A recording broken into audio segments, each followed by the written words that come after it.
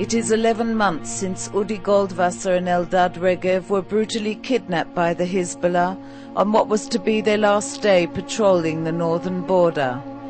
In a meticulously planned attack, Hezbollah gunmen infiltrated into Israel and fired anti-tank rockets at the IDF patrol near Moshav Zarit in the western Galilee, killing 3 soldiers and abducting 2. A tank sent to search for the abducted men triggered a large explosive device and 4 soldiers were killed. Under heavy fire, IDF troops retrieved the bodies of the 4 soldiers.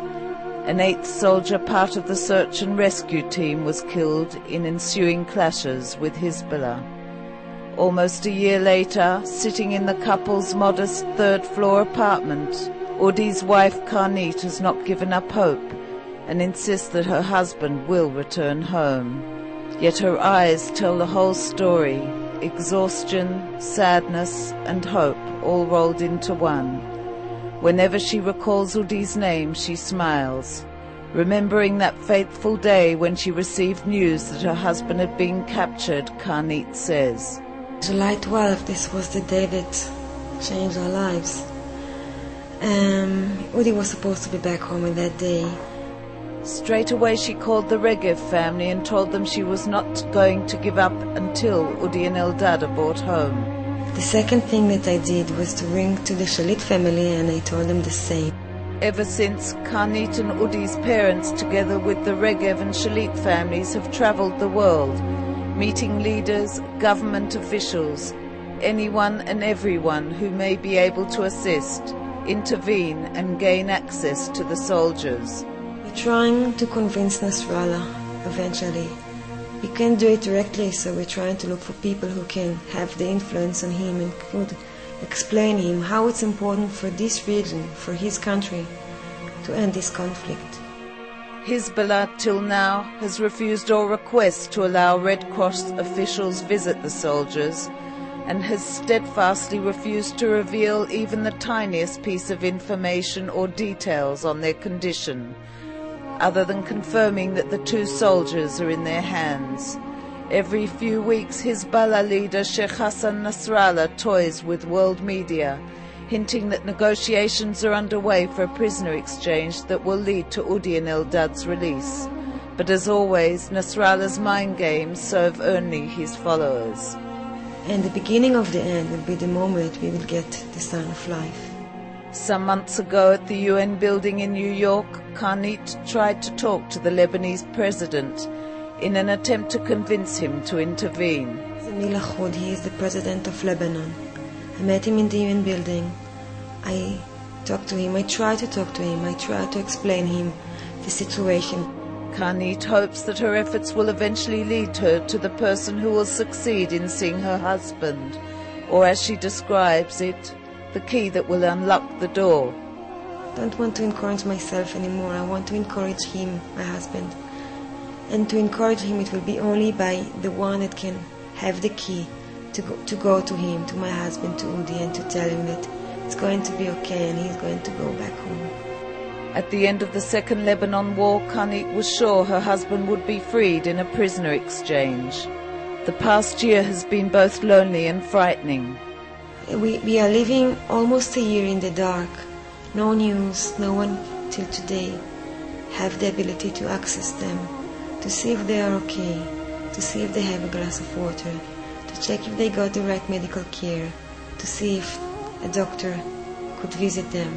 Last August, Prime Minister Ehud Olmert appointed former Deputy Director of the Shin Bet, Ofer Dekel, to act as his special representative regarding the return of the 3 soldiers, Gilad Shalit, Udi Goldwasser and Eldad Regev. You know, for this tango you need to. I know that my government and the Prime Minister put this in the top priority. I'm not going to let them forget this issue. This is the main issue of Israel right now. The strength is from him. This smile, I want this smile again. And whenever I'm talked about him and whenever I look to him, I start to smile. This is in the bad days. Life hasn't been easy, says Kernit. Once the couple's home was a happy place. It's not a regular home. It's one-person home. Till July 12th, I was cooking, and I had a kind of a family. I had my husband and my cats, 2 cats and 1 dog. Right now it's only me and the dog. The couple met 10 years ago and decided to get married in October 2005. I met him 10 years ago, and after 8 years of being together as a couple, as a partners, after 6 or 7 years of sharing an apartment, we decided to get married. And 10 months after the marriage, and after being married, he was kidnapped. When Udi was called to reserve duty, the couple were pleased when they found out he would serve in the north.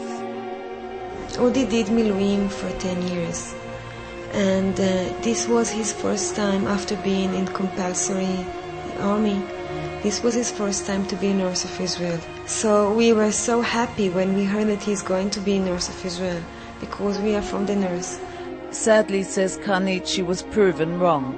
I was wrong, and it's not just me, it's the whole country that was wrong, because those 6 years since Israel withdrew from Lebanon, we invested our money and efforts in education and in B&B and in the good things that can raise us as a country up. But unfortunately, Lebanon invests the same money in bullets and guns. A recent article published in Yediot Ahronot said the chances that Udi and Eldad are still alive are extremely slim because of the rockets that hit their jeep and the blood trails found on the ground. The report says Kernit is not new, as similar information was published in December. It is wrong, she insists, to make such assumptions based simply on the findings at the site. I'm always saying that Israel is assuming that by kidnapping them they might be hurt. No one knows if it's right or wrong, because there is no information.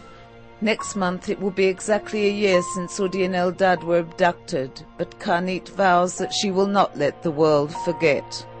To not let them, for a slice of a moment, to forget that in Lebanon there is 2 Israeli soldiers, and in Gaza there is 1 Israeli soldier. 3 young people that are not at home right now.